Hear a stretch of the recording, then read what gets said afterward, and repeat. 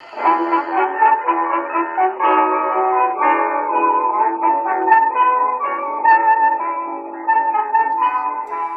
to another episode of Off the Menu. I'm your host, Vincent Franchini from Tumblr House, here with a privileged Charles Coulombe. Indeed, I am privileged.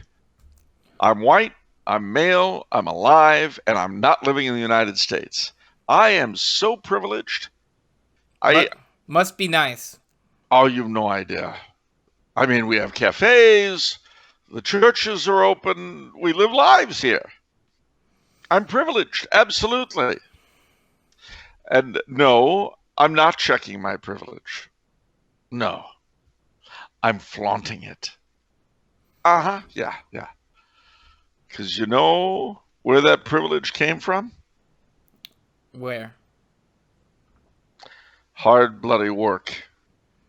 That's where it came from. It was hard being a man in my day. It was hard being of European descent. It was hard being a Catholic. It was hard learning English. All that was hard. But I did. And now I can amuse and annoy people all over the world. So that's all a person is worth, how much they work. How Puritan of you. It's how much they can annoy. That's where my worth comes from, is how many people I can annoy. That's actually true. I mean, cancel culture and sort of the mob mentality and social media, it's like, well, how much punishment can you inflict on here? Oh, wow, a lot. Okay, well, then you're going to go far. Congratulations. Then you're worth something. Yeah, I'm telling you. See, I know what cooks. I'm joining the revolution, baby. You bet. From afar, of course, so I don't get inconvenienced. Not unlike the people who actually run the revolution in the United States. Do you really think George Soros is going to get coronavirus from running around pushing over statues? I don't think so. Oh, you're buying into all the conspiracy theories, how he's the head of all that's bad in the world. No, just a good chunk of it. But, I mean, after all, on one level, all of us own a part of all that's bad in the world. But, on the other hand, people with more money and power have more responsibility for it. Well, especially today, because, as we've said before, in order to have money and power in this country now, you have to acquiesce to liberal propaganda. Otherwise, you get punished. Just ask J.K. Rowling now. Ask J.K. Rowling, ask Chick-fil-A, which is now bent to the, if you'll pardon the expression, bent to the rule. You know, I'm going to admit something. I have never gone to a Chick-fil-A, which actually isn't my fault, because there's just no Chick-fil-A near us in Southern California. It's crazy. I have to tell you, I have never gone to Chick-fil-A either. Oh my gosh, two people who have never gone to Chick-fil-A. And yet who feel bad about Chick-fil-A when it was being victimized. Why do you feel bad about them? Well, let's put it this way. When you consider how many corporations I have to patronize who finance things I find utterly disgusting, yet we don't have any massive crusades against, McDonald's. Yet, if an organization does agree with me on something, they get penalized for it. Now, if you're going to say that McDonald's should not be penalized because, after all, it's just a corporation, why is it the same for Chick-fil-A? You know, why is sorry? No, I was going to say that's why we can't expect any sort of leadership from corporations, because people want money, and that's all they want. And if the Chinese showed something, see, back in the 50s and 60s, there was the feeling that one of the great safeguards against communism in America was, in fact, the corporate world. Yeah. Because surely, in order to protect capitalism, they would fight against communism. Yeah. And they felt that way then, too. They actually did. But when China showed us that you could still make tons of money under a communist regime. That was kind of an eye-opener for our corporations. And they're no longer, for the most part, there was exceptions, but for the most part, they are no longer the opponents of socialism that they were when I was a boy. I mean, people like, I don't know, everything from General Electric to General Motors would put out little pamphlets on the evils of communism and so on, and the importance of capitalism in our American way of life. They don't do that now. Now it's, Antifa all the way. Oh, and be sure to shop 5 days a week. So, they like the Phantom of the Paradise, they sold their soul for rock and roll, equivalently speaking. Yeah, similarly, I recently come to the conclusion that the Knights of Columbus should divorce their insurance business from the fraternal aspect, because it's the insurance part that makes the leadership so cowardly, because they want to get paid. Yeah. And if the two were separate, that would allow the organization in general to be more heroic, because there are no strings. I agree with you. I think that the insurance should be separate, but also I take it a step further. I'd say that Supreme has become a big bloated thing, which is not answerable at all to its membership. And something, that was what destroyed the Boy Scouts. Yeah. Was the big central bureaucracy down in Texas. Yeah. The Boy Scouts ended up rolling over on everything without a fight, precisely because everybody in Texas wanted the jobs. Not everybody in the state of Texas, but in the Boy Scout central headquarters. Yeah. Now, these are two actually fairly similar examples, because both the Boy Scouts and the Knights of Columbus were organizations that on the one hand were primarily locally oriented, but by the same token had very much of a national reach and a national esprit de corps. If you were a Knight of Columbus, if you were a Boy Scout of America, you were very conscious of belonging to a national movement, a movement that was there to serve the local community, to serve the state, and to serve the country. You're very much aware of that. But both organizations developed these bloated central bureaucracies, which became very, very vulnerable, shall we say, to government and to financial pressure. Yeah. And so the Boy Scouts certainly, and to a very large degree, I'm sorry to say, the Knights of Columbus sold their souls for rock and roll.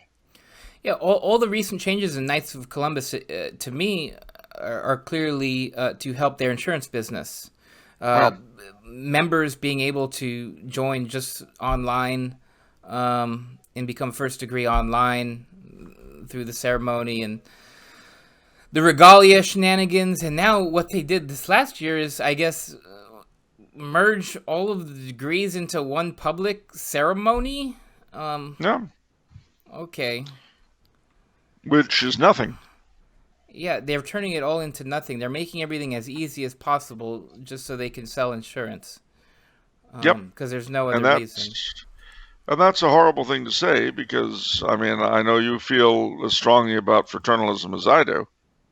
And, the Knights of Columbus did some tremendous things in their heyday.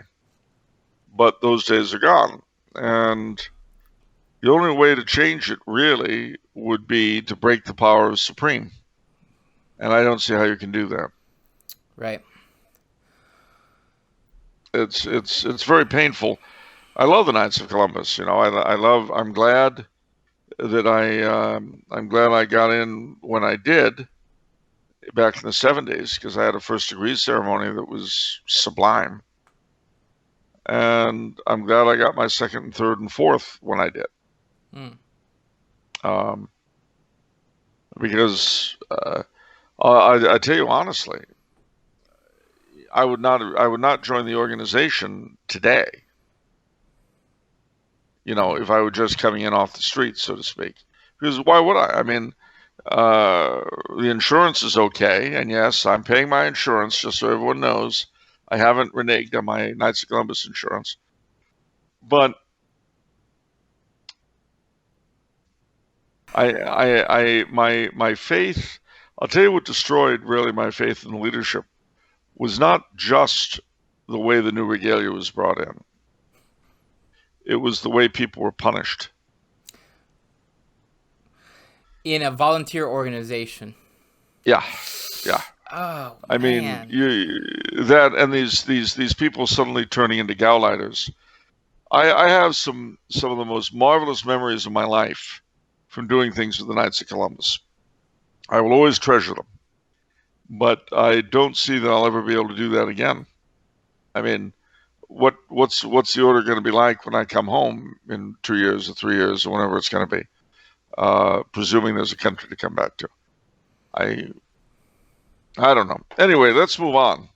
All right. Anything else to report? Yes. You're going to England. Yes.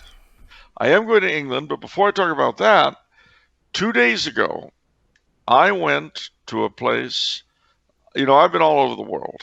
I've seen a lot of extraordinary places. I kid you not. I saw one of the, if not, very possibly the most beautiful place I have ever seen in my whole life. Where? The town of Hallstatt, which is about 3 hours west of here in the Salzkammergut. There's on a big lake called the Hallstatter See, and you've got these very steep mountains surrounding it, all green. And the architecture, is, of course, you can tell you take the boy out of Hollywood, can't take Hollywood out of the boy. The architecture, of course, immediately reminded me of Snow White and the Seven Dwarfs, because that's where we get all of our references from. But it is so beautiful. And due to the lockdown, it was not filled with the Chinese tourists, which I'm told is the usual thing. It was just, an eighth filled with Austrians. So it was quite the experience. I really enjoyed that. And then I went up to the Salzkammergut, to Bad Ischl, which is about 20 minutes away, where Franz Josef had his summer home, the Kaiservilla. And the parish church was very, very beautiful. It was just really neat. Tomorrow, very early, I have got to pull my carcass together and go to England. And the reason is that yet another friend had yet another mother die. And in this case, I knew the mother.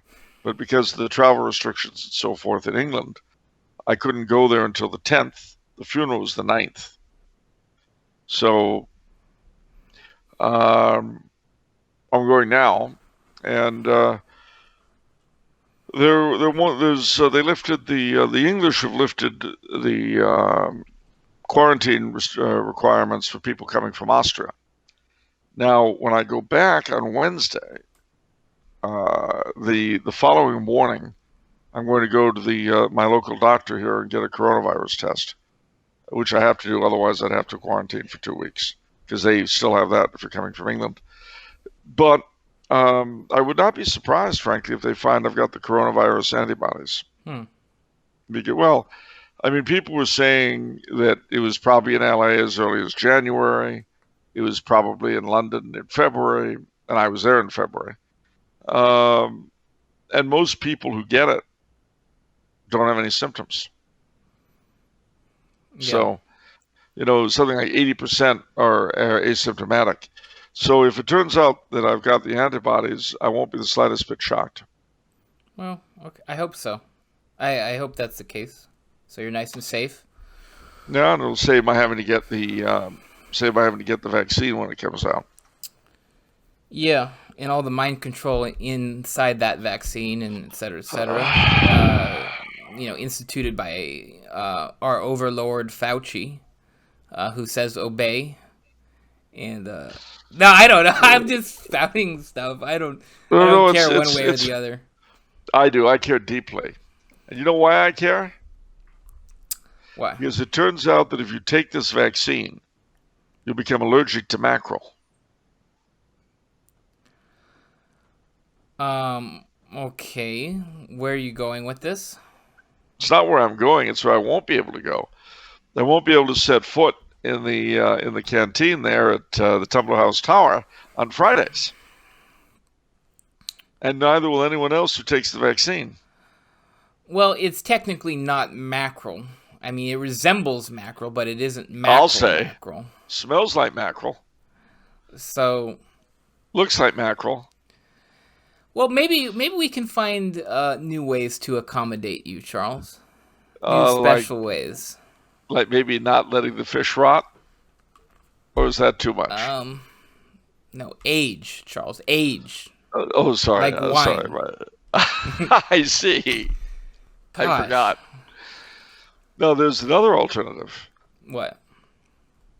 Well, there's another treatment. Another treatment for what? For coronavirus. What?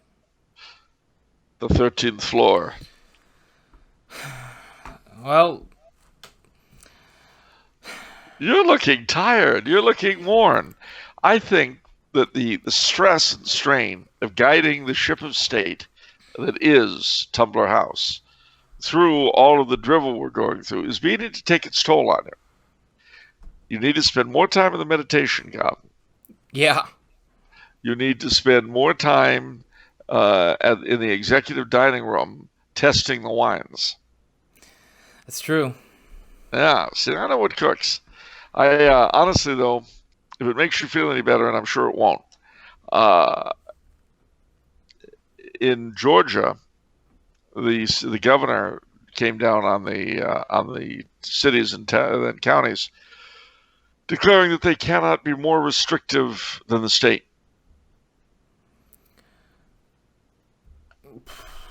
Okay, I mean, sure. That's how California is. I mean, that's kind of weird because nobody in none of the counties. I don't know. That's just kind of a weird statement, isn't it? Like, well, no. I mean, like, what it really comes down to is if the state is not requiring masks in public places, the cities and counties aren't allowed to do it. Okay, I mean, because the way California is doing it, it's like there are certain criteria based on like how many cases there are, how many deaths there are, how much space is in the hospitals, and so if you meet these criteria, you can relax what you're doing to fight COVID. I don't think any counties. So even in California, I am assuming that all the counties want to relax as much as possible given the state's requirements. You would think so, but all I know is what I read. So Okay, well, it's a strange thing. Yeah, and obviously you don't care because you're in Austria, but California got locked down again. I think everybody knows that. I care deeply. Babylon Bee predicted this. I showed everybody this. I showed you too. A week before, it was the one on Newsom or the governors, but they show Newsom's picture. But governors locked down the states again to combat the economic spike. Yeah. There's a huge spike in economic activity. We need to counter this, so we need to lock everything down again. And that happened. It basically happened just now. Well, you know, they are very fearful of the Trumpster getting reelected, and I think he will. I mean, if he doesn't, though, it'll be just as well because we won't know whether Biden really understands that he's been elected or not. Gosh. What? You know, Trump is going to get elected so hard. I hope the whole election comes down to a referendum on the police. Well, if it does, there's not even a question. Let's defund the police so I can open my home to everyone. I hope it comes down to that. I really do. Well, if the Trumpster is smart, that's how he'll play it. Yeah, I think he is smart. He's shown to be very cunning on these things. And you know, his opponents one of the things that's really hit me about them is that they have shown themselves to be none too bright. You know what I mean by the phrase ham-handed? Yeah. Like the whole impeachment thing. I mean, well, we were kind of talking about this on the pre-show. We had a question from Bobby, our last question. By the way, the pre-show was an hour and like 15 minutes. So if you're not getting enough Charles, gonna want to sign up to become a patron and get this pre-show access, because we've been doing long pre-shows again. Anyhow, that's true, and it's void were prohibited. So Bobby had asked a question about what can we do with the current state of things, and that had led me, that had taken our minds in a place that led me to ask, won't Catholics naturally have an advantage over everyone else because we have a duty to be smart and to know the truth, whereas mainstream society is just getting stupider and stupider? That's true, but unfortunately, as I said then, that will cause some problems. Because like the crowd, our fine crowd, our audience, most of us read books, and when we deal with non-Catholics, it's like we're some sort of genius that we know history and we've read books and we know things, but really it's just we've read books. It's like it's really not historically not that special. No, it's just, as you say, the problem, though, as my late father always said, in the country of the blind, the one-eyed man is king, is a lie. It's really in the country of the blind, the one-eyed man gets his other eye put out. I can see! No, you can't. I love that. Dad had a very accepting view of human nature. He didn't expect more of it than it was capable of. Well, that's where we all get triggered. I wish we were all more like your dad, because for some reason we still have certain expectations that people adhere to reality to some extent. And he did not. And I think the reason for that, honestly, was because of his experience in World War II. Really? Well, because remember, on the one hand, you've got the constant tension between the fact that you're going out to die, and while you're home, make sure your buttons are polished. Wow. You know what I'm saying? I never thought of that. Make sure your shoes are shined. Everything's got to be just so. Yeah, I could be dead in a day. Yeah, so could anybody. Make sure your shoes are shined. What's wrong with this bed? Well, I am going to go out and risk my life tomorrow. Yes, I'm sure a lot of other people are. What about the bed? That's a very powerful point. Wow. It's a very important one. Even in the midst of even with the threat of death, they still had to do the little stuff, which other people felt were important. And obviously, if you're about to put your life on the line, it may not strike you as all that important. But nevertheless, you have to do it. It's the nature of the beast. So, I can't say he had no respect for authority, because that certainly would not be true. But I can say that he took a very light-hearted view of it. I see. Okay, on to the means of production, shall we? Nationalize the means of production. For the common good. This, by the way, is the most integralist part of the show. Yes, it is. And we're going to start with this quote. I had someone ask me the other day, how do you know which side are the good guys? I told her, it's usually the side that doesn't support burning buildings, erasing history, attacking the police, race baiting, taking away your rights, and silencing free speech. There's a lot of ins and outs in this. It's confusing. There's a lot of ins and outs. There's a lot of nuances to consider. Lots of nuances. It can be difficult to decide the good guys from the bad guys. But there's a little guide right there. Nuances are us. All right, let's see here. Patty48 sent in a bunch of memes. First one, Winnie the Pooh meme. Standard USPS shipping fees. Not too impressive. Free shipping on orders over $25. More impressive. Most impressive, free shipping on all orders over $25, plus leaving a book review for an extra $5 off.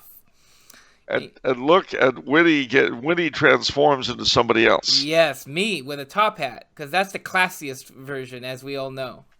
Here.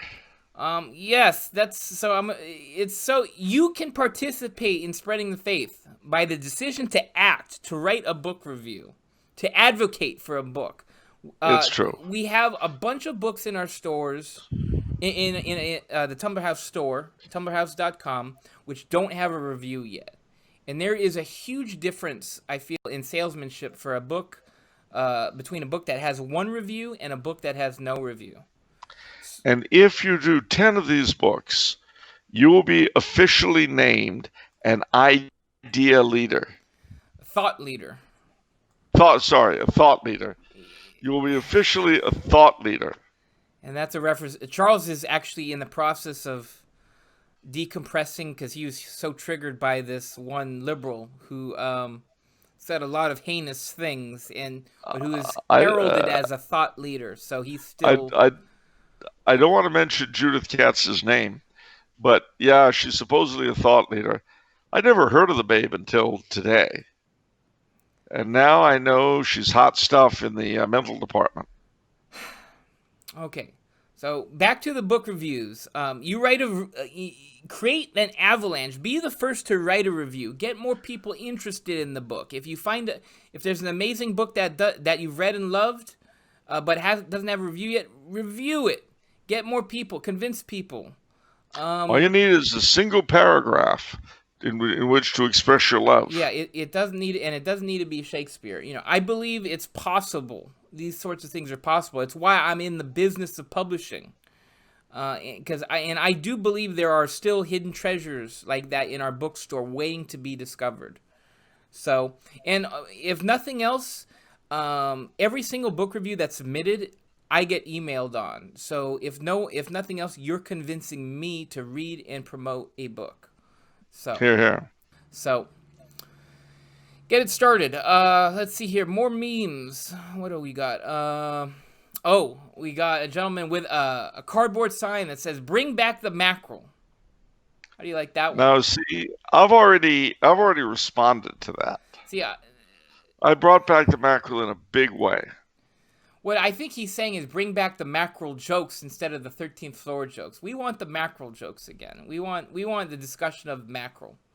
Well, did I tell you what happened when I took a slice of the mackerel on a Friday up to the 13th floor? Did I tell you what happened? What, you traveled back in time? What? I don't know. No, it was the doors opened up and... I'm sorry, what were we talking about again? I remember. I was bringing this mackerel up to the 13th floor because it was a Friday, right?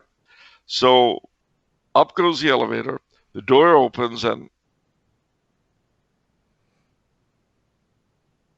I'm sorry, what were we talking about again? Are you satisfied? Do you the mackerel. The mackerel, yeah. The mackerel, yeah. So I was going to take this mackerel up to the 13th floor. It was a Friday, right? So I get in the elevator. I go up to the 13th floor. The door opens, and then... Do you have this out of your system now? I'm sorry, what? Yeah. What out of my system? Yeah, who knows? All right, next meme. I'm sorry. I'm really sorry. I do the best I can. I can only do so much. I'm sorry.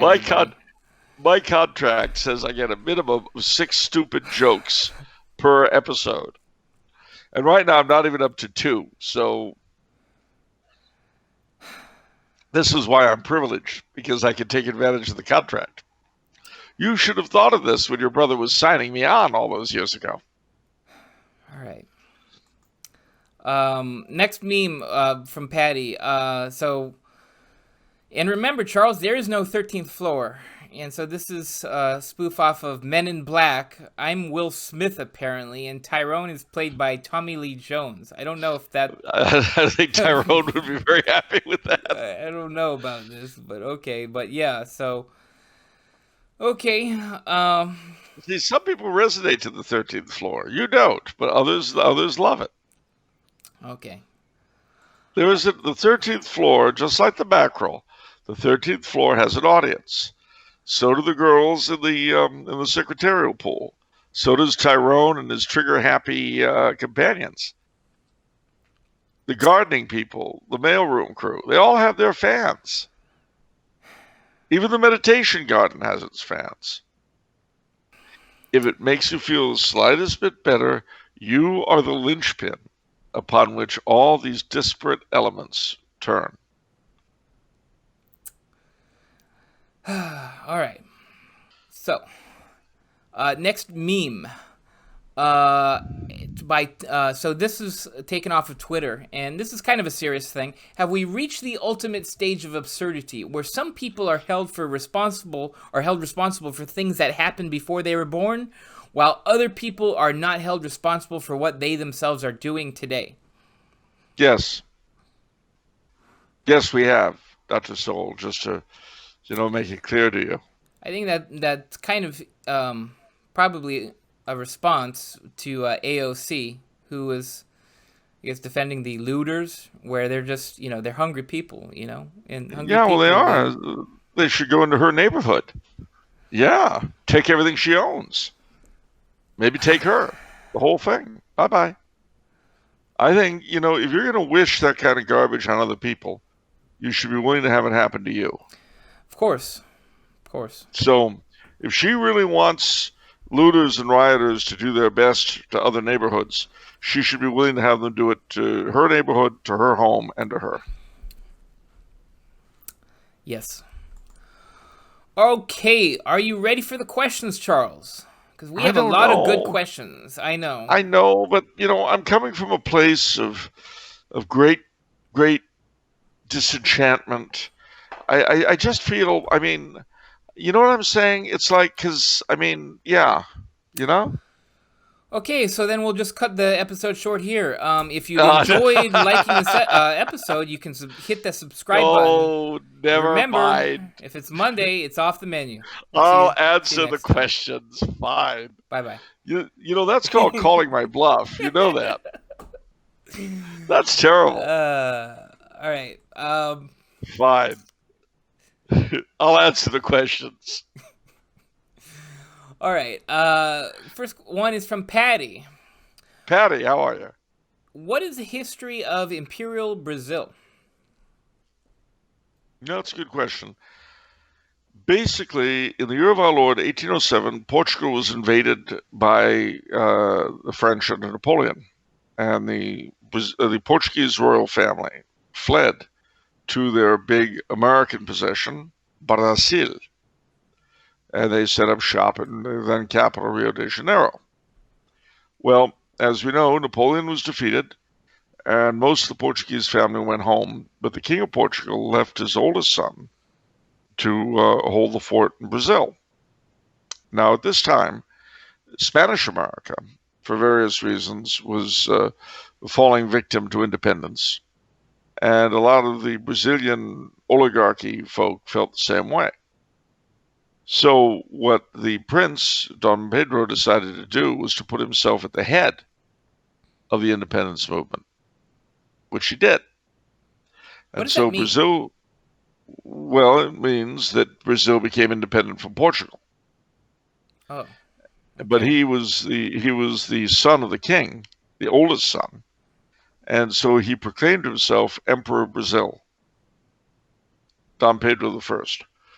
Well, then what happened was his father died, and he was the oldest son.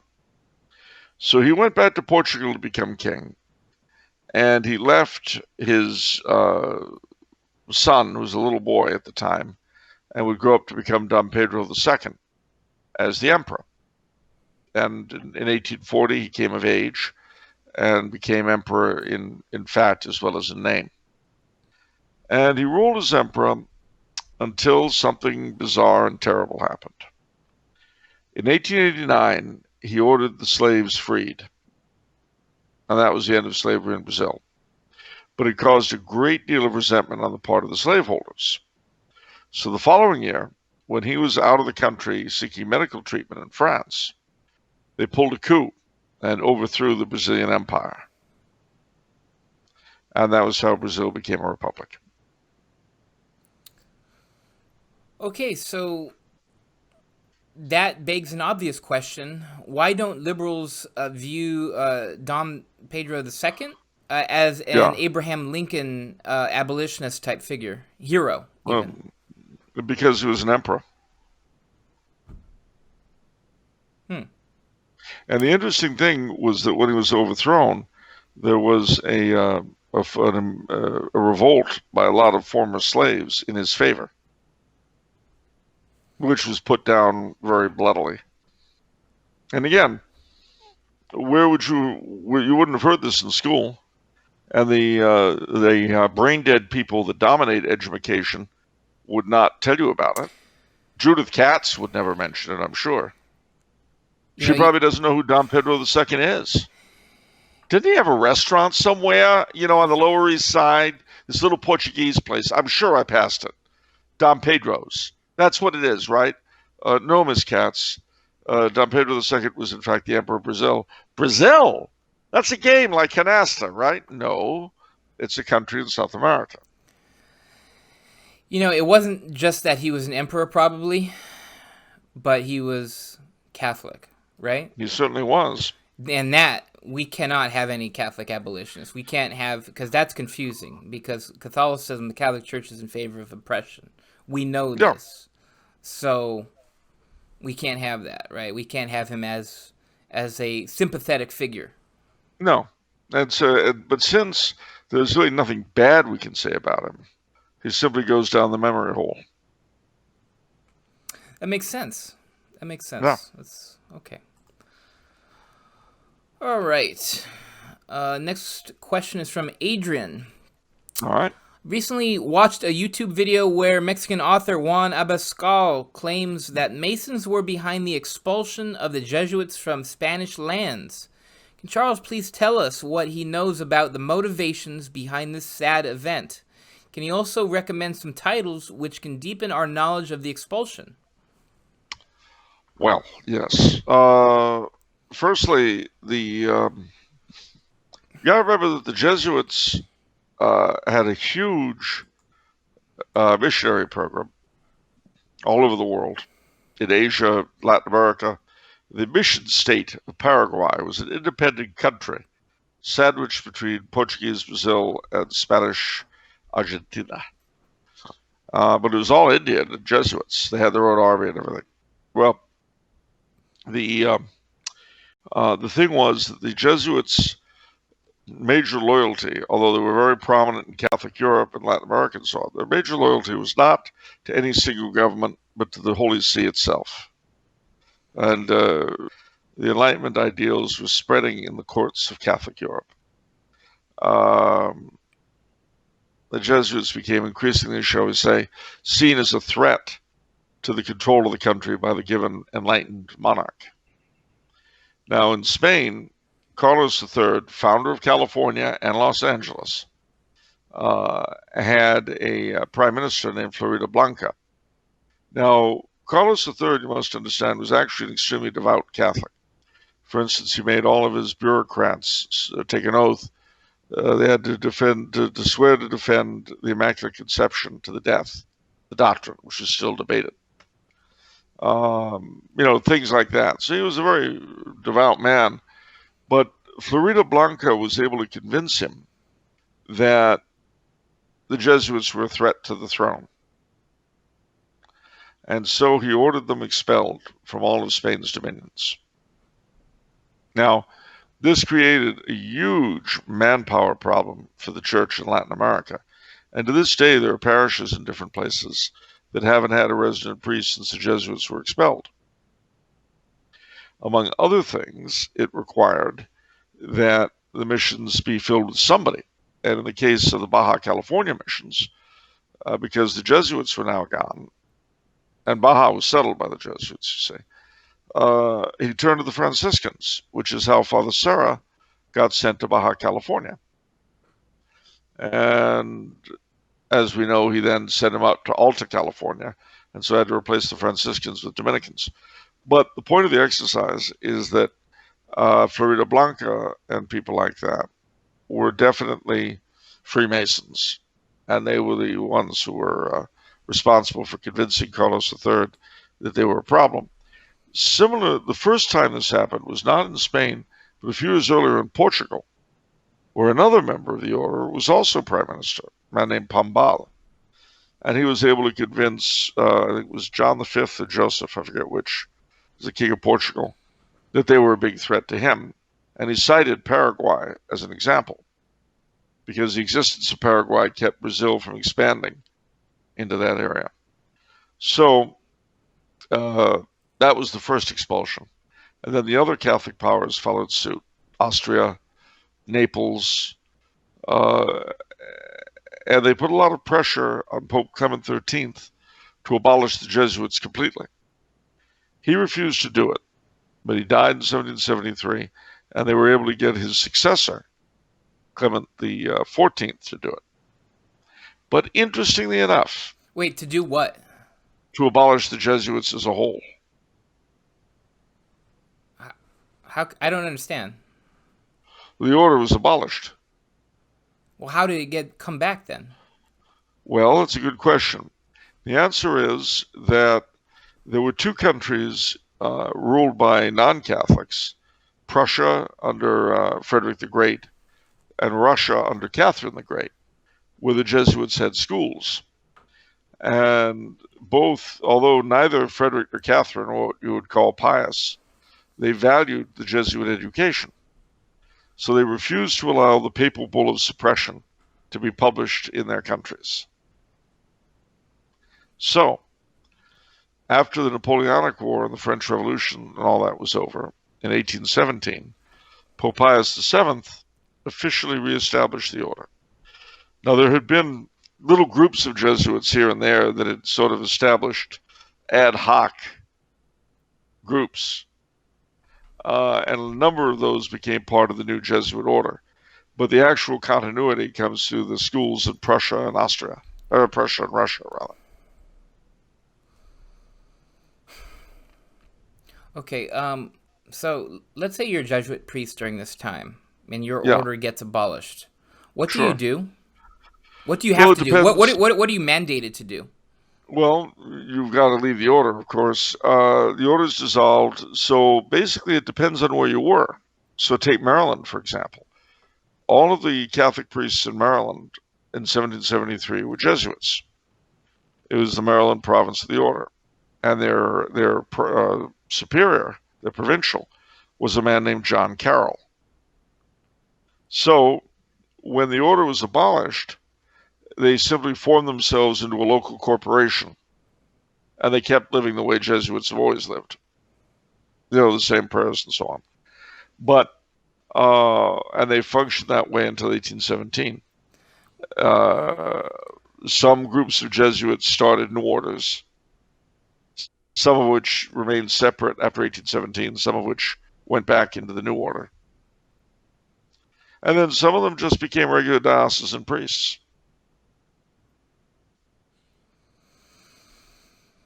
Wow, that's a lot to grasp. So, what are your book recommendations on this and the Spanish lands in general?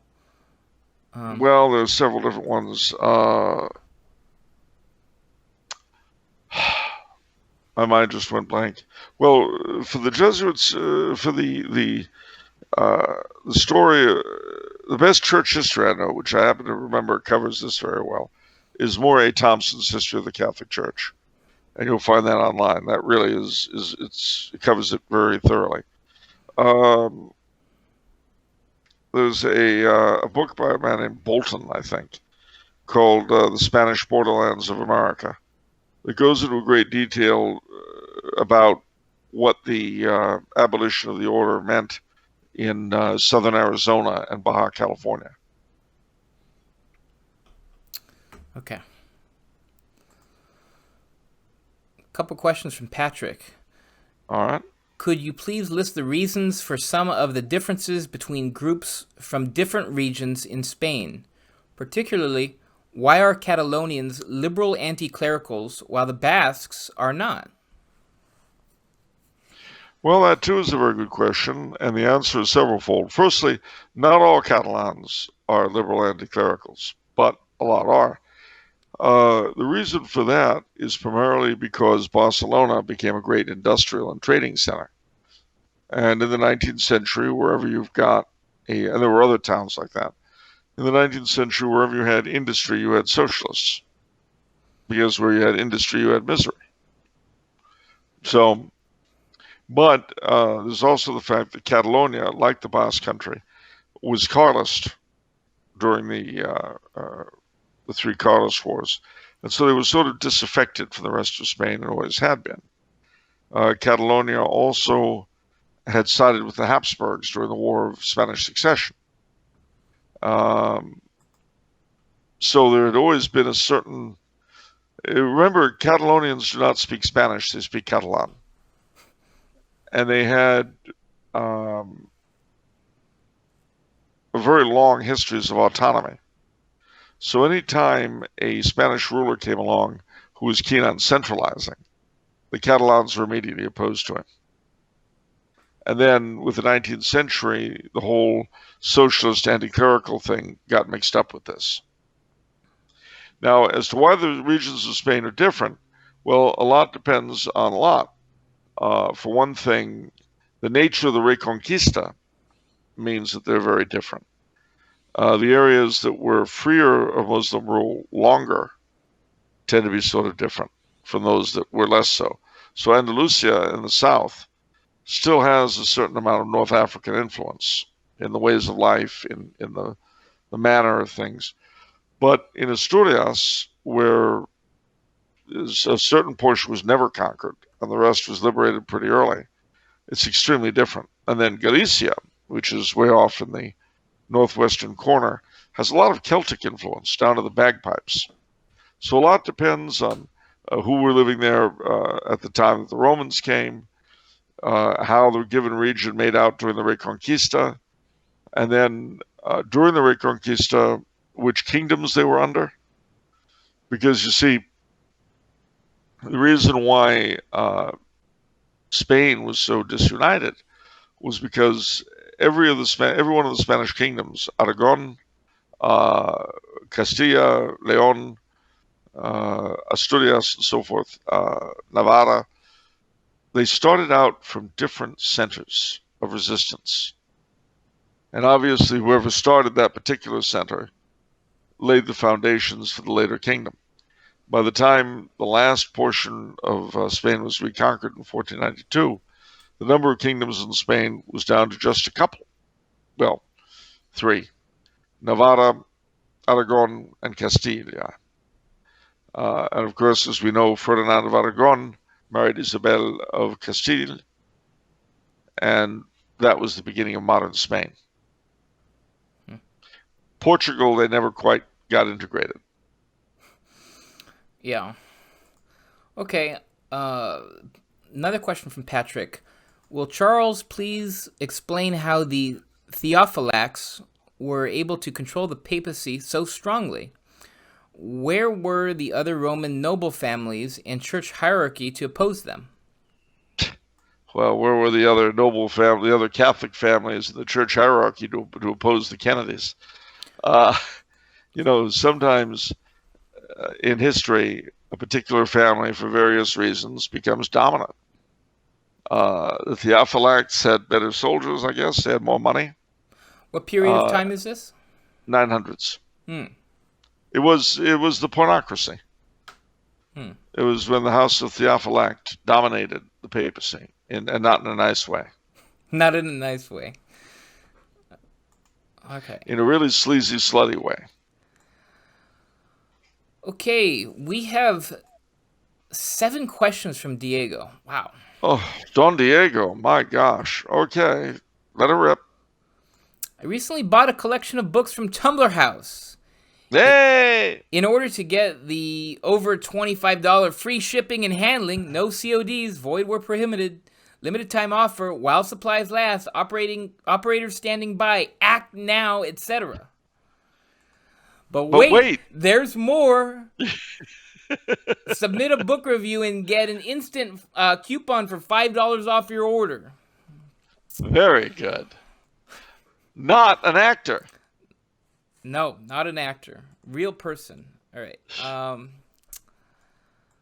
Okay, so he bought a bunch of books from Tumblr House, which included... And he's asking a question? He's asking a question, yes. You're supposed to say, that's right, Charles. Oh, sorry. That's right, Charles. His order included the Latin-English Missal Translation booklet. The little red book, if you will. And near the end, it mentions the 6 precepts of the church. I was wondering if Charles could explain the history behind them as an idea or each individually, with special emphasis on number 6. Now, do you know these offhand, Charles, or do I need to look this up? Well, read number 6. I think it has to do with paying off the church. What? Yeah. How dare you? Let's see here. Here we go. The 6 precepts of the church. By the way, this is only like $5 or $6. It's a very good deal. If you order one $20 book and you want to get that free shipping and handling, this is a really nice thing to add to your order. Okay, 6 precepts of the church. Number 1, to hear mass on Sundays and holy day. Oh, that's right. I actually needed to know this to join the Knights of Columbus, actually. Okay. Yep. Okay, so it's the same list. All right, to hear mass on Sundays and holy days of obligation. To fast and abstain on the days appointed. To confess at least once a year. To receive the Holy Eucharist during the Easter time. To contribute to the support of our pastors. And number 6, not to marry persons who are not Catholics or who are related to us within the 3rd degree of kindred, nor privately without witnesses, nor to solemnize marriage at forbidden times. Wow, I don't remember that one being stated in that way. You don't, and it's interesting that there have been different numbers at different times. The whole idea of the precepts of the church is kind of inspired by the 10 Commandments, actually. But they've had, like Thomas Aquinas offers 10 of them. I mean, there are a number of different lists. The 6 that you've got there were what were used immediately before Vatican II. Interestingly enough, in the Catechism of the Catholic Church, it only gives 5. It leaves the 6th off. That's why I probably don't know it and why... Yep. I saw a different version. Wow.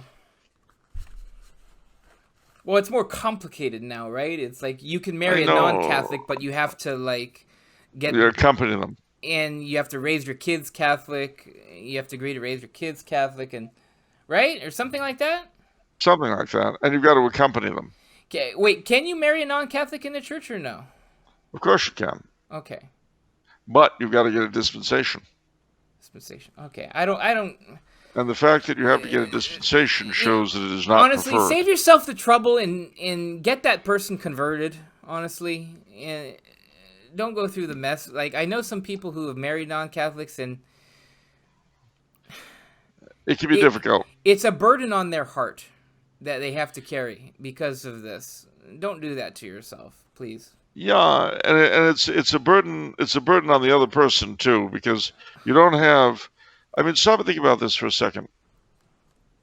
Imagine you're married. This person shares your bed and board, and they can't kneel next to you and receive communion. They don't have the outlet for confession. In other words, they are unable to be with you in the most sacred moments of your life. And this is true, by the way, even if they live up to their promise to raise the kids Catholic, they make sure the kids get to Mass on time and all this stuff, but they can never participate fully in the life of the church unless they convert. My sister-in-law's a convert. But, and she converted after they got married. But it would have been a very hard life if she hadn't. Yeah. My brother-in-law is a convert. He converted before. I think he was on his way already. He didn't convert for the marriage. Yeah, he was. Yeah. So. No, he was actually funny. He was already thinking in that direction when he met your sister. Yeah. So it just kind of kicked him further along, so to speak. Now, you don't tell me about my family, Charles. No, I'm joking. I don't have a choice. Oh, well, that's true, actually. You know, when your uncles Rudy and Tony took me out when I was a young boy and said, "Now, you're not one of us. You're never going to be one of us. But we expect you to stick by us." I'll never forget that day. And I have, through thick and thin. Whether it was going to the mattresses, whether it was that unfortunate affair with the Tagliatis. And listen, as far as I'm concerned, the Tagliatis had it coming. That's all I'll say. I'll say. You notice you've never heard of Tagliati Publishing anytime recently, have you? No. Well, no, you haven't. Anybody ever look at the Tagliati Tower anymore? No. That's because there's just a parking lot there now. That's why. Yeah. Those are the good old days, you know, when other publishing houses, you didn't have to monkey around with ratings and book reviews. No. In those days, book publishing, you took what you took. Yep. I remember that scuffle with Reader's Digest. That didn't turn out very well. I told your uncles I didn't think this was a smart idea. I know. I remember that. Well, lesson learned. You'll never take out the Reader's Digest, I hope, kid. Nope. Okay, another question from Diego. If Charles would be so kind as to explain how the knighthood or the orders of knights came to be in medieval Europe, and if he could give some examples, or if he could make up a modern-day knight order from scratch. Wow. Well, okay, basically, knighthood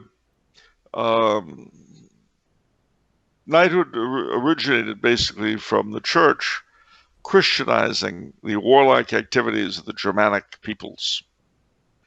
The idea of converting their Viking-like ways into defending the church and the weak and so forth, and transforming their native virtues of loyalty and so on into holier things. That was already beginning. But what really gave it the form that we know are the Crusades. And it was out of the Crusades that the religious orders of knights came. Because they devoted themselves to taking care of the sick and pilgrims. But in doing that in the Holy Land, they soon realized that they needed protection. And I don't mean protection like Uncle Rico used to pick up. I mean protection. Gotcha. So these orders started as orders of hospitaliers, and they became military. And they had several differences. I mean, there was the order, the Knights Templar, we call that because their headquarters were near the temple in Jerusalem. The Knights Hospitalier and the Knights of St. Lazarus had, in the area of Jerusalem they call the Muristan, they both had hospitals. But the Lazarus Knights were exclusively for lepers. And then the Knights of the Holy Sepulchre was sort of the bodyguard of both of the Holy Sepulchre and of the King of Jerusalem, the Latin King. The Teutonic Knights ran the hospital, St. Mary's Teutonic Hospital in Jerusalem. And then, in imitation of them, you had orders develop on the other great frontier of the Crusade, which was Spain and the Reconquista. So the orders of Calatrava, Alcantara, Montesa, Santiago, and Aviz, and what's the other one? And the Order of Christ in Portugal. So these were religious orders like any other, except that they had two major goals, each of them. One was to look after the sick and the weak and the traveling, the pilgrims, and the other was to fight the infidel. Now, they were so good at what they did and so admired that various kings in England, in Europe rather, in England and France and so on, thought that it would be great to have similar orders of knights for them directly. So you had the Order of the Saint Michel in France, the Golden Fleece in Burgundy, the Order of the Garter in England. And these became organizations for the king's closest supporters and most loyal noble followers. Well, that's how they began. And then, of course, with the loss of the Holy Land, with the exception of the Templars who weren't quite able to do it, they all found ways to reinvent themselves to deal with the changed circumstances. The Templars could not, and they were eventually suppressed. Whether or not they were guilty of the crimes that they were accused of, I do not know. As far as starting an order of knights today, well, knighthood is a separate thing from the orders of knights. There are three ways you could become a knight. Three kinds of people could make you a knight. A bishop. That's why there's in the old Pontificale, there's a ritual for making a knight. So a bishop could do it, a king could do it, and another knight can do it. Who came up with that rule? What is that from? Well, if you want chapter and verse, I really can't give it to you, but it was the accepted way of doing things very early on. Okay. Now, over time, bishops and other knights, less and less and less, came to do it. And more kings began to do it. Just as in the beginning, knights were not purely of noble blood. But in different countries, as time went on, it became more and more restrictive. And then, of course, after technology drove the knight off the battlefield, it became primarily an honor rather than... So there are a lot of orders of knighthood today that are decorations and so forth, but they're not corporate bodies the way a religious order is, and the way the Knights of Malta are, or the Order of the Holy Sepulchre, or the Teutonic Order. Do you think an order of knighthood is it possible that one be created out of necessity in the future? Yeah, I'm sure. I mean, and there have been such groups recently. There's been a Templar revival as a Catholic religious order. There are all sorts of bizarre Templar revival groups, but I mean a real revival, as in religious living under the temporal rule, with the approbation of the Church. They're the Knights of the Immaculate, a French group. There are a number of these groups around, all of whom go through the making of knighthood, the ritual. For myself, I've thought long and hard about this. I think, regardless of whether or not one forms new orders, I believe that it would be a good thing for the knighthood of the Pontificale to be revived by bishops, primarily for apologists. I mean, so that you get the graces for combat that the ceremony confers, you say. So this would be a good thing to give to, as I say, professional apologists and catechists and people like that. It would be a good thing for Catholic army officers. All that. You see, I do believe that the graces that come down with that particular ceremony are graces that are certainly needed today. Okay, a couple questions stemming from that. So how come the revival orders of knights are so obscure now? Well, primarily because most of the hierarchy really aren't too interested in them. They're not really interested in anything that has to do with nobility or knighthood, etc., except when it's a question of getting rich people like the Order of St. Gregory from the Pope. And then they're interested.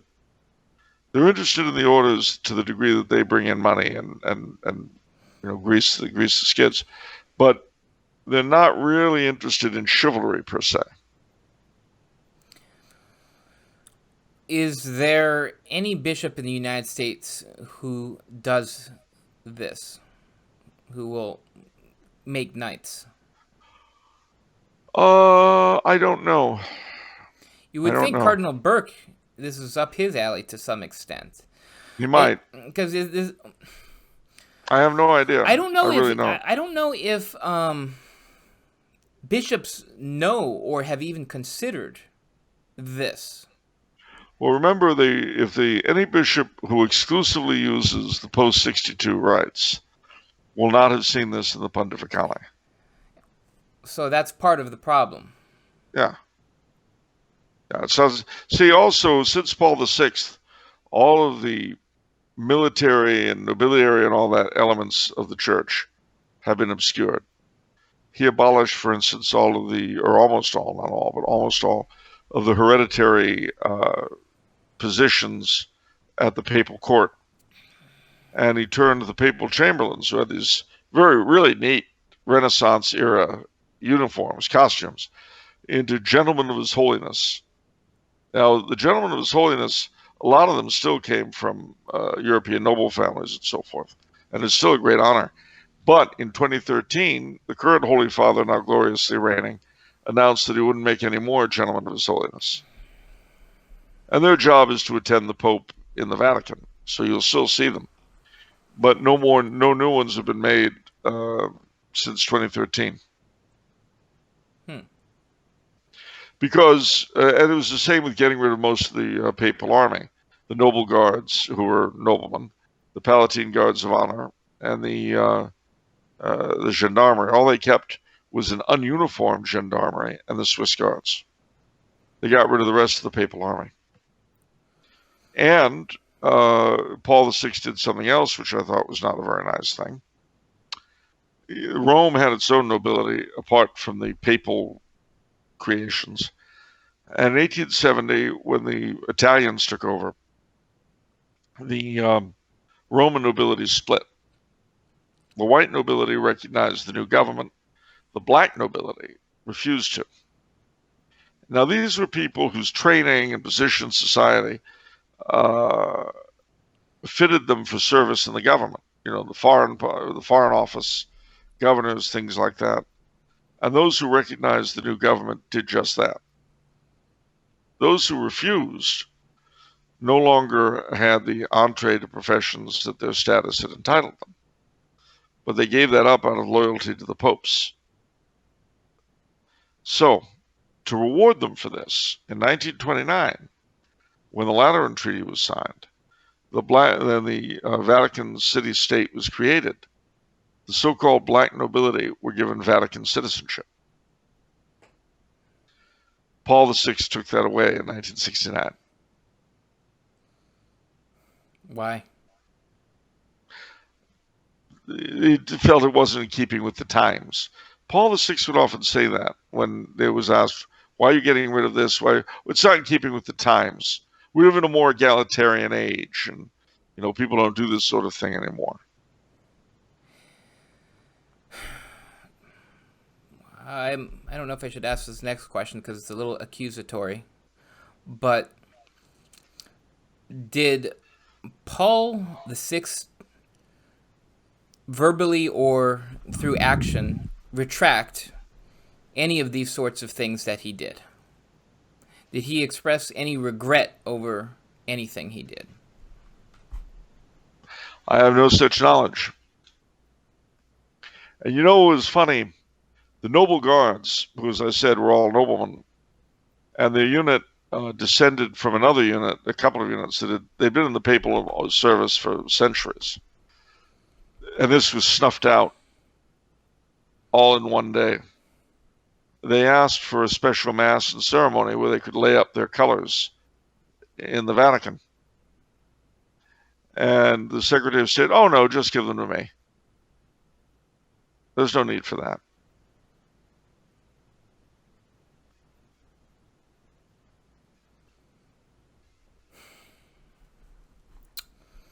Well,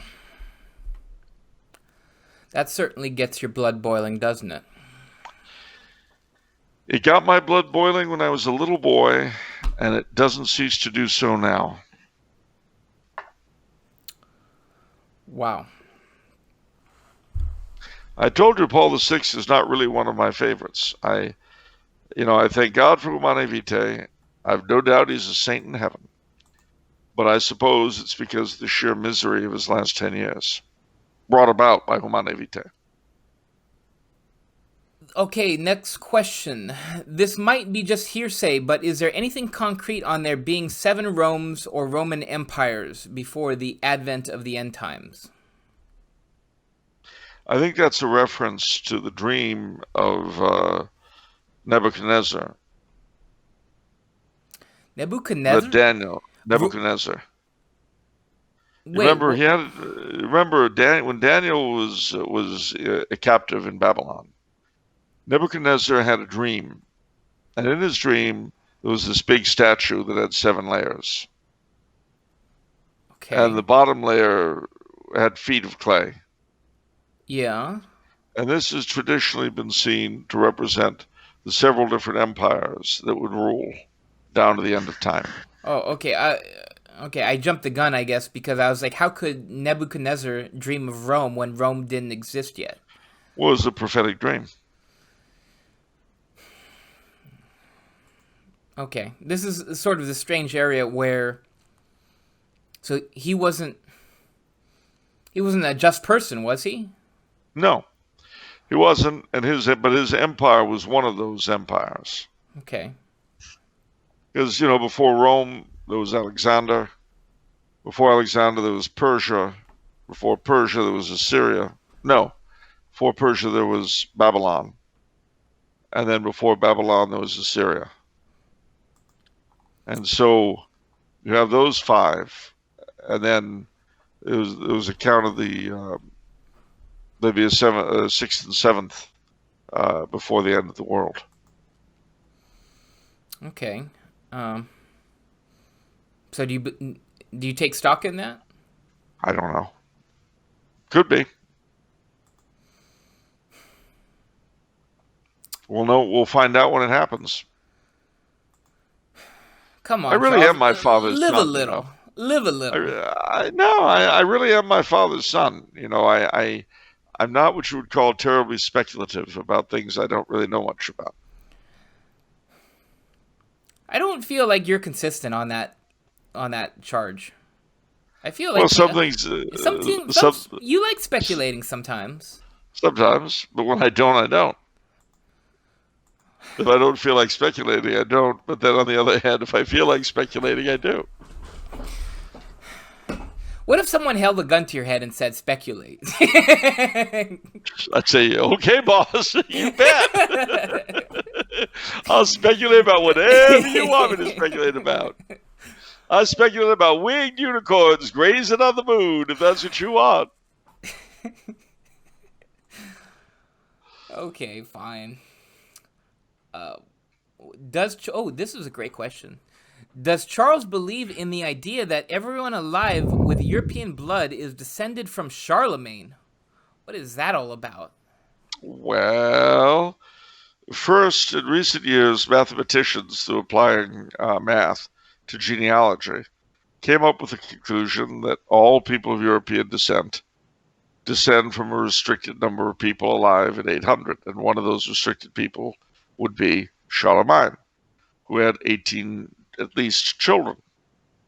In recent years, DNA people have gone back, and they are of the same opinion. So supposedly, Charlemagne is indeed our father. Now, that's not as exciting as you might think, because supposedly, every human being alive is a 6th cousin of every other human being. You read that from a scientific study, I'm assuming. I did. Yeah. Now, I don't know if it's true, but I mean, I'll give you another example.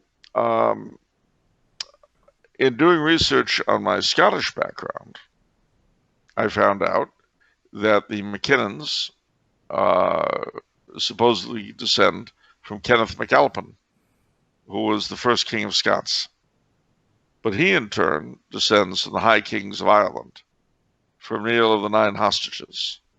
There's a long genealogy behind him. And my first reaction was, wow, this is great. But then I stopped and I thought, do you know how many millions of people of whom this has to be true? So it doesn't mean anything. Well, it does. We all descend from kings, so we should behave like it. Okay, I'll go with that. And the other thing, of course, too, is that some families have behaved in a better fashion than others. Let's just put it that way. And of course, being able to trace your descent through written records is a different thing from DNA's genetic certainty. Okay. Alrighty. Next question. What is Charles's fascination with cray-cray? It may be me, but is that modern lingo? Also, I admire Charles's many sayings from his youth and would like to hear as many as possible someday. I don't like this question so much. No? No, we already did that. We like a couple episodes back, I think I named the episode Platitudinous. Death by Platitudes. Yeah, but stitch in time saves 9. A bird in the hand is worth 2 in the bush. A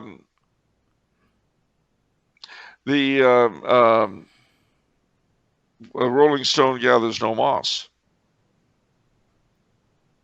Red sky in the morning, sailor take warning. Oh. Okay, good. All right. What about cray-cray? Laugh before supper, tears before twilight. Okay. A nail through the brain feels worse than one in the head. And our favorite, when you're stupid, bad things happen. That really is a direct one from my dad. When you're stupid, bad things happen. And I saw a sort of what's the word, gloss on that, which was a meme, I guess. It was a photograph of one of these mobile signs they have in the South with the changeable letters and the pointer. Yeah. And it said, everything happens for a reason. Sometimes the reason is that you're stupid and make bad decisions. I love that one. I have saved that on my computer because that's such a good one. It's so true. Red sky at night, sailor's delight. All right, what else we got? I'm curious as to Charles's opinion on Pope Benedict XVI. I'm aware that Charles is fond of Benedict, but as a boy during the time of his pontificate, the only legacy I know from the Pope Emeritus is his Summorum Pontificum from 2007. So if Charles can explain what Benedict did that really cemented his admiration for him, I'd appreciate it. Also, in his book Star Spangled Crown, Charles writes about the Benedictine reforms. And so I'm guessing that he is relating to Benedict XVI and not Saint Benedict. That's quite correct. Summorum Pontificum was certainly one of them, and it opened the door for, let's face it, despite the best efforts of the old women of all genders that run so many dioceses and so much of the Holy See, the Tridentine Mass is wider spread now than it's been since I was a boy. It's constantly growing. And not just the Tridentine Mass. The Carmelite Mass has resurrected the Dominicans and so on. This was a big thing. And of course, in his dealing with the Holy See, I mentioned to you the Palatine Guards of Honor earlier, that were a regiment of the Papal Army. Under him, there was an organization basically of their veterans and their families and so forth. The membership of that organization under Benedict began wearing the old uniform again.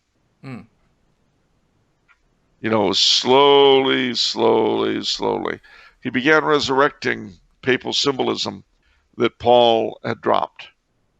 He wore the fanon again. He wore various papal garments that had been gotten rid of, because he was actually humble.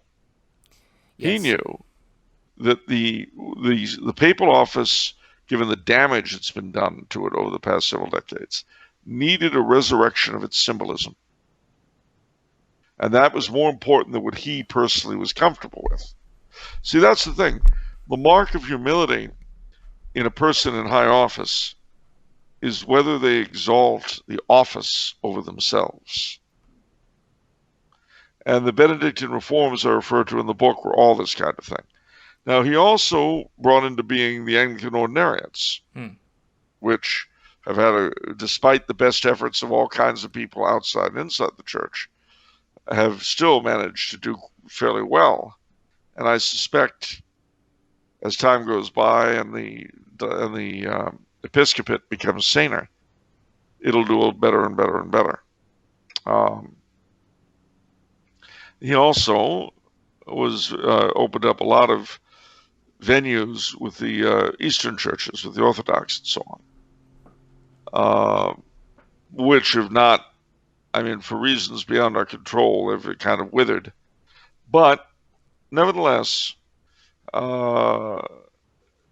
he definitely set the church on the path of true reform over the decadence of the past 5 decades. He defrocked over 600 priests. What's that? He defrocked over 600 priests. And that was good, too. That, I remember reading that from, who's that? Henry Sire. Yes, that's right. Yeah. And he did, because, and he tightened up discipline and so forth. Yeah. He made all sorts of provision for reforms in seminary training, Latin and things like that. So, that's why. And well, and also, he gave the feeling, unlike his predecessor, and certainly unlike Paul VI, Benedict gave the impression that he knew what Catholics had been put through by their leadership. Yeah, that's what I was going to touch on. Yeah. Yeah. Even in his recent writings, he says, the Catholic Church is on the brink of capsizing. That's nothing. What other prelate, other than perhaps Cardinal Sarah and a few others, just a handful of others, would say that? Very, very few, and yet it's the truest thing going. It's the elephant in the room. It is the elephant in the room. And that's why I feel like we have an inherent distrust in priests who refuse to recognize the elephant. Like that is like the standard. Like, do you feel the church is in crisis? Yes or no? And if you aren't willing to ignore it, then you have nothing to say, basically. Not a thing. And so Benedict was one of those people who I felt, one of those,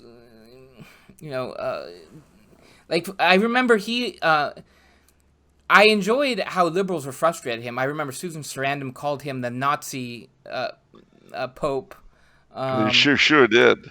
And because he was not diplomatic, honestly, he wasn't. He didn't mince his words. I remember my favorite line was when he commented on Islam, and he said, Islam brought nothing new other than faith by sword. What? And I think they demanded an apology, and maybe he gave an apology or something, but his true words were, that's what he said. And it's what he said, and they were actually true. It was actually true. And so I felt that was courageous. And to me, I enjoyed watching him celebrate Mass, and I just enjoyed watching him because, to me, you could see the profound humility in him. And the belief. It just poured out of him, just watching him. It was, and the funny thing about it, too, is that he didn't have his predecessor's quote-unquote star quality. Yeah. But pilgrimages to Rome topped what they had been in John Paul II's time. Interesting. I didn't know that. Well, now you know, he gave the impression of knowledge, of solidity, and of caring. And if you read his sermons, and you read, especially when he was doing these, the weekly audience, he dealt with different books of the Bible. Then he went on to different church fathers. And then when he finished the church fathers, he was dealing with medieval theologians when he abdicated. You just read those, and each of them is a great introduction, a really great introduction to the topic. Should be noted as a caveat that he grew and changed throughout his life. Yeah. I read some of his earlier writings when he was Cardinal Ratzinger, and it's problematic. There's some things that's weird. He calls Karl Rahner a great theologian, but I don't know, perhaps as a courtesy. I don't know why. He doesn't explain why he calls him that. Well, I think I know why. I mean, when he started out, remember, in the period before the council, all right, the establishment in the church was purely Neo-Thomism. That was it. Now, there was a movement that was called variously the Ressourcement and the Nouvelle Théologie, the New Theology. The Ressourcement was return to the sources. The Nouvelle Théologie was the New Theology. Now, it's important to understand that they were not precisely the same thing, although a number of theologians participated in both. The Ressourcement meant going back to the church fathers, who had been very much ignored in the great days of neo-scholasticism. The Nouvelle Théologie people wanted to adjust the church to the world. Now, there was a certain amount of overlap, and very often people who were involved in the one, even if they were not directly involved in the other, were sympathetic. Yeah. Because they were all, the establishment was suspicious of all of them. Well, Pius XII dies under John the 23rd. These guys go from being a persecuted minority to positions of authority. And at the council, a number of them are Pariti. So men like Ratzinger and Hans Küng felt that they were side by side of the barricades against the same terrible foe. But then there's the aftermath of the council. And then the movement split. And the symbol, if you will, of the two magazines, Concilium, which was the older one, that was the liberal one, and then the more conservative folk formed Communio. And Ratzinger was instrumental in the creation of Communio. And it's from that time, about roughly 1968, that his quote-unquote rightward drift begins. And part of it came from seeing the revolt in 68 in the German universities. So he kind of shoved him rightward. Okay. Our final question today. I'd like to know Charles's thoughts on the concept of universal monarchy. Is it good, bad, or just another idea that humans come up with? Any books on it? Is it truly a concept that belongs to Catholics? Is it justified in our day and age? Sounds very appealing, so clarification is much obliged. Oh, well, for starters, you've got to understand that Christ's monarchy, Christ's kingship, is universal. Christ is king of every land, regardless of whether they acknowledge him or not, whether they're Catholic or not, whatever the story. Christ is the emperor of the earth and king of each country. Now, the question becomes, how is that expressed? How do you make that a reality? Well, as you may or may not know, The first country to adopt Catholicism as the state religion was Armenia, about 301. And then a couple of others jumped in: Georgia, Ethiopia, Nubia. And finally, in 311, the Edict of Milan tolerated Catholicism in the Roman Empire. 376, Theodosius the Great, the Edict of Thessalonica made Catholicism the state religion of the empire. And it made baptism the entry into Roman citizenship. So, from that point on, the church and the empire were, in a certain sense, different sides of the same Respublica Christiana. They were united in a sense, not identical, but connected. And the thing is, this was a time when the state itself, when each country, was more of a mutually imagined reality than a tangible one. So the idea was that under the emperor, you might have various kings. And there was the idea that all the Christian nations formed, despite their many fights and so forth, they formed a certain confederacy of which the emperor was the ultimate head, and whose first concrete expression was the First Crusade. And that featured, it was the best example because it featured Western and Eastern Christians really collaborating against the common foe. The membership in the Respublica Christiana is what made schism so horrible. It's what made heresy so horrible. Because remember, going back for a moment, at the Last Supper, our Lord sort of united the Davidic kingship with the communio of the church. So, you could say that on that night, Christian monarchy was born. Just as you could say that at the crucifixion, Christian chivalry was born. And yet those two things are tightly connected because, as we know, the Last Supper and the sacrifice on the cross were the beginning of the Mass.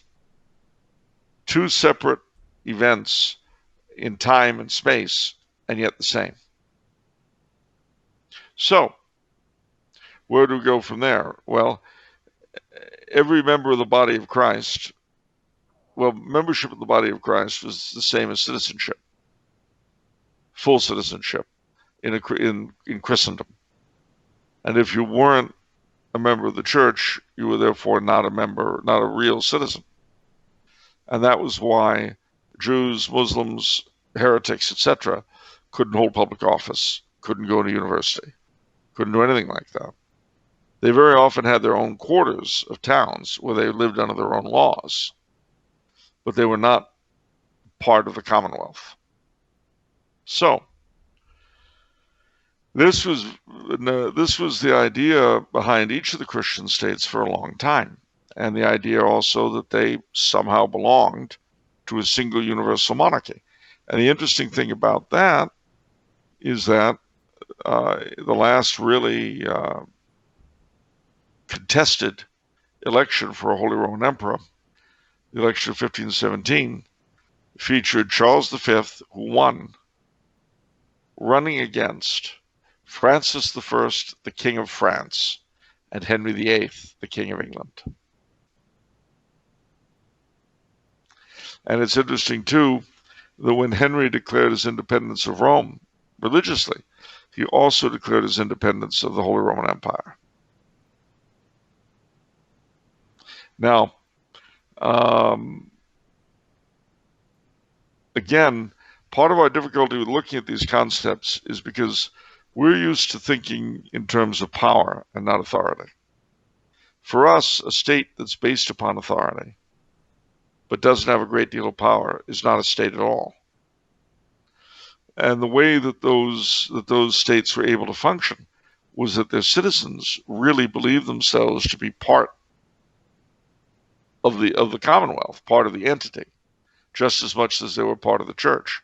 Or to put this another way, from a practical standpoint, you could almost say that the church's unity and the church's reality is sort of imaginary by our standards. Okay.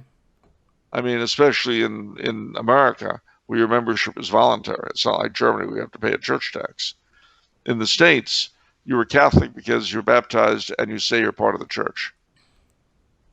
But the bishop only has the power over you that you give him. The priest only has the power over him that you give him. Now, I'm speaking in purely practical terms. Yeah, no, it's interesting. Yeah. Well, the way the church functions today, in a real sense, that was how the state functioned as well.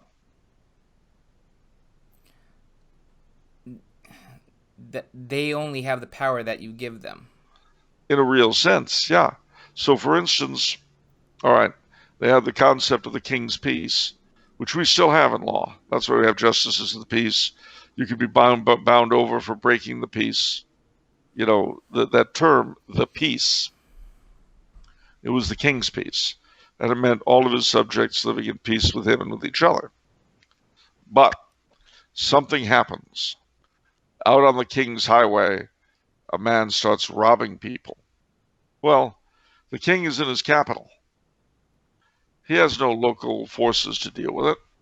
He has nothing, really. He has his own guards, etc., but that's off in the capital. So what happens? What happens is that the locals set up the hue and cry. The local squire, who's also probably the magistrate, gets everybody together as a sort of posse, literally. And they go after this guy, and in the name of the king, bring him to justice, try him, and hang him in the name of the king. And the king's peace is restored. And these forms survived for a very long time. So, for instance, in colonial New England, they still have the town meetings, and the sheriff has to go around and deliver the summonses, the warrants for the town meeting. It says you are hereby notified that you must appear, etc. But before the Revolution, those warrants said, you are hereby required in His Majesty's name to warn all freeholders and other inhabitants dwelling in that section or whatever it is, to whoever is qualified to vote, to gather at the townhouse, the meeting house, and cast their votes. They would give a long list of, just like today's town meeting summonses, which other than mention of the king are very similar. And then it would end by saying, dated at whatever the town was, this 9th day of February in the 20th year of His Majesty's reign, Anno Domini 1746, or whatever, by order of the selectmen. You know, this is, I don't know, Squatford, Connecticut, way out in the boonies in the Litchfield Hills or something. It's 1760, and they're having a town meeting, and it's held in the name of the king. Now, what has the king got to do with the town meeting in Squatford? Ah, but you see, everything is done in the name of the king. The king's peace, as I say, like the power of the bishop, it is in a sense a mutually imagined reality. Again, it's hard for us to see this because we're used to governments that have secret police and internal revenue. And this kind of thing is to us much more like anarchy than it is like government. And to be honest, it couldn't have worked without people having the same mental space, if you see what I'm saying.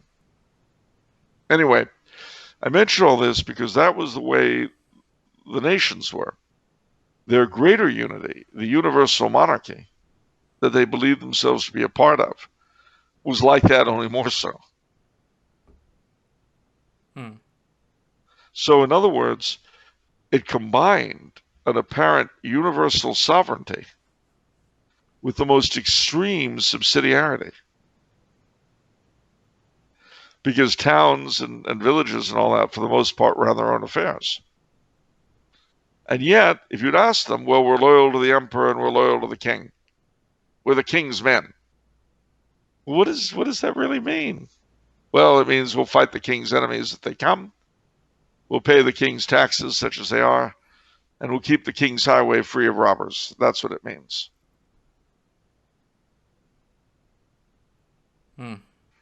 Now, as time went on, the modern state developed, and all of that passed away, and the Reformation made it more so. Although, in the Protestant countries where the new Protestant state churches replaced the Catholic Church, they inherited all of the Catholic Church's position. So now you couldn't go to university in England unless you were an Anglican. You couldn't go to university in Denmark unless you were a member of the Lutheran State Church. And the Catholics, however many there were left, they were in the position now of being outside the Commonwealth. So, bringing this forward, Napoleon actually attempted to make the idea of the universal monarchy a real thing with 19th century tools, that is to say, centralization. Hitler, in a sense, tried the same thing. And to this day, when you hear popes going on about how wonderful the European Union and the United Nations are, it is, I believe, a more or less unconscious yearning for that universal monarchy that their predecessors once collaborated with.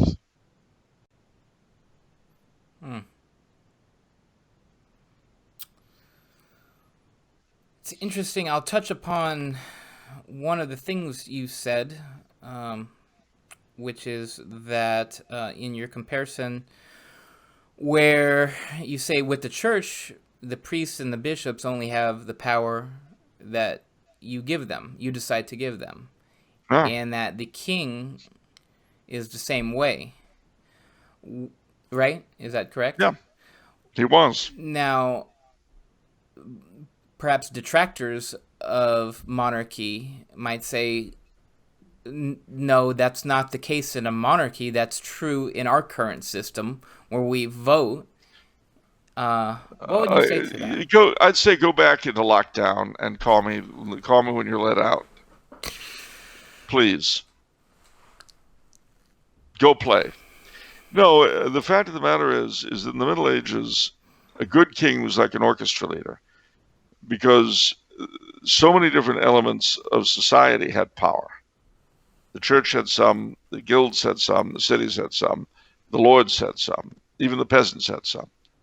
And so a good king managed to coordinate all these different elements of power by virtue of his authority. A bad king, he might make life unpleasant for the people who lived immediately around him.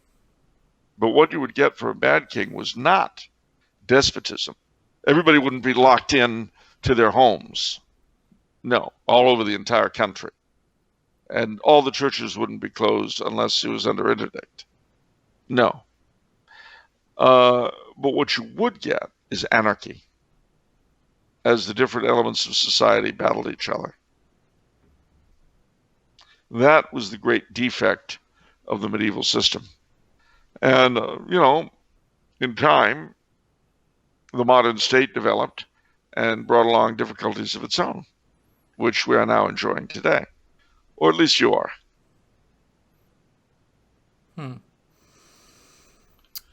But I don't want to hear ever again. I never want, after Roe v. Wade, and certainly after gay marriage, I didn't want to hear people yapping about despotism of monarchs.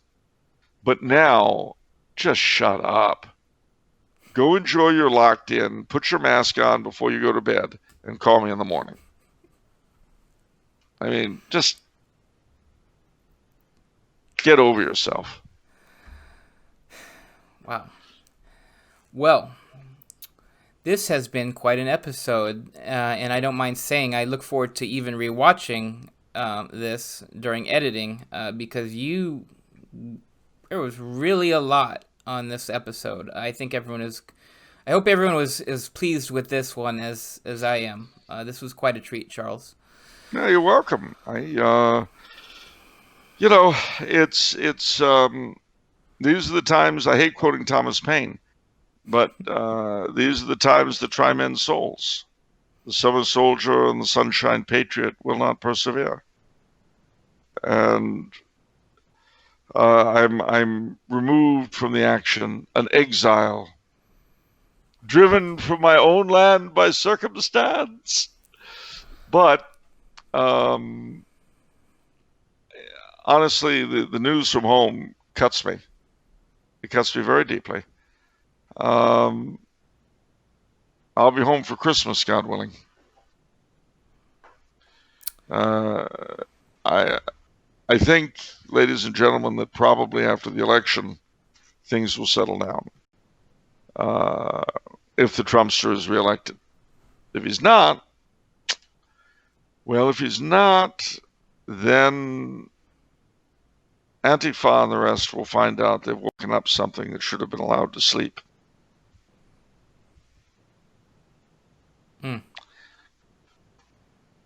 Sounds like a Balrog. Yeah. Only in this case, it's a Balrog that I, for one, would have a hard time disagreeing with. See, that's the worst of it. The reaction to this thing will probably go far beyond what's called for. But it'll be justified. I mean, the reaction itself, not the excesses. Yeah. And that'll put someone like me, anyway, in a very bad position.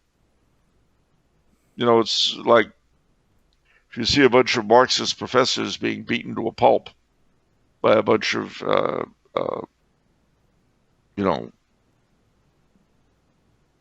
militiamen.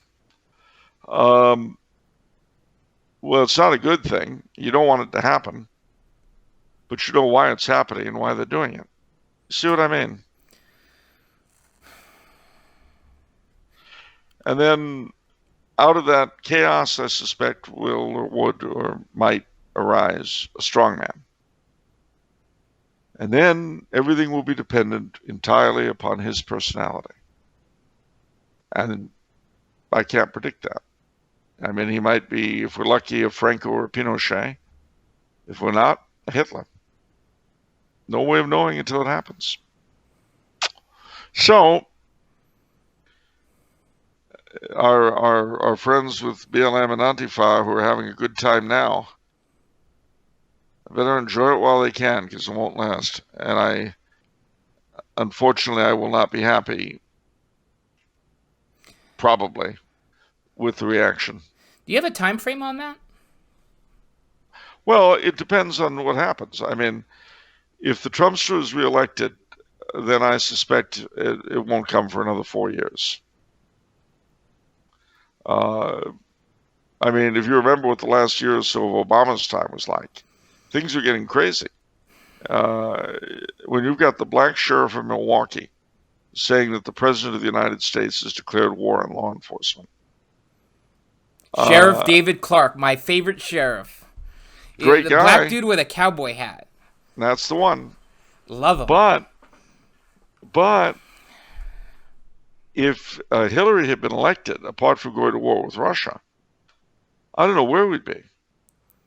You know, but the Trumpster's election gave a lot of people the deplorables, as a certain former would-be president lady said. It gave them hope that, you know, they do count for something. They do mean something. You don't have to resort to arms. The system can work. Unfortunately, these are the events of the past month and a half, 2 months or longer, are perhaps giving the impression, no, that's not true. And if the Trumpster does not win, I think you'll have problems sooner rather than later. If he does win, then it'll be a question for him of shutting up Antifa and so on, and stopping that, and trying to rebuild the economy. And then the question will be put off for 4 years. I don't know that he can breed a successor in that time. We'll see. Sons? The other, what's that? His sons? No. The other thing that the other important thing to bear in mind with all this stuff is the general economy in the world. You know, there are all sorts of possibilities there, and they could have a terrible impact at home. Just as if things go south economically back home, we'll feel it here in Europe. It's not like we'll escape it. Stock market's at an all-time high. I'm scratching my head. Maybe they know something we don't, like the Trumpster definitely will be reelected. Who knows? I mean, if I were, I don't know. There's no way of telling. But we can't leave on a downer. And so that being the case, remember several things. Christmas is coming. Halloween is coming. The autumn is coming. The pull out the nostalgia, ladies and gentlemen. Just ooze it. Think of those wonderful, great memories, and think of the land beyond this one. Think of Christus Rex. Think of heaven. Think of Our Lady and all the saints. That's where we want to be. That is our goal. That is our true homeland. Lovely as this earth of ours is, and wonderful as our countries are, heaven is our home. And please God, each of us will make it. In the meantime, get ready for Halloween, Thanksgiving, and Christmas. That's right. The celebratory time is coming.